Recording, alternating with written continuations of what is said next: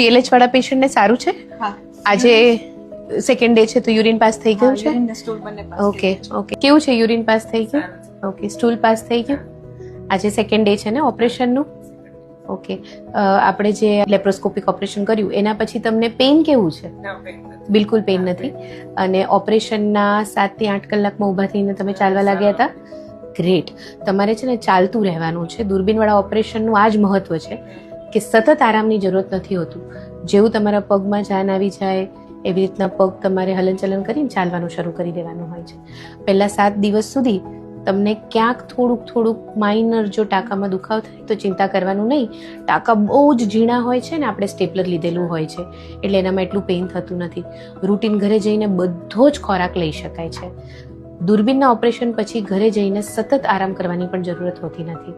એટલે તમે તમારા ડાયટમાં બને એટલું પૌષ્ટિક ખોરાક, પાણી વધારે, ફ્રૂટ સેલેડ્સ વધારે, જે અત્યાર સુધી ખોરાક લેતા હતા એ બધું જ લઈ શકો છો. આથેલું અને અથાણું યુઝ્યુઅલી ઓપરેશનવાળા દર્દીએ અવોઇડ કરવું જોઈએ, પણ બાકી લીંબુ છે, મોસંબી છે, સંતરા છે, જે ખાટા ફળો છે એની ખટાશ ક્યારેય નડતી નથી, ઉલટું ટાંકાને રૂજ લાવવામાં મદદ કરે છે. એટલે એ તમને બિંદાસ લઈ શકાશે. રૂટીન ખોરાક બી બધું ખાઈ શકાશે અને ઘરે જઈ અને રૂટીન જીવનનું જે પણ કામકાજ છે તમારી દૈનિક દિનચર્યા એ બધી જ તમે કરી શકો છો.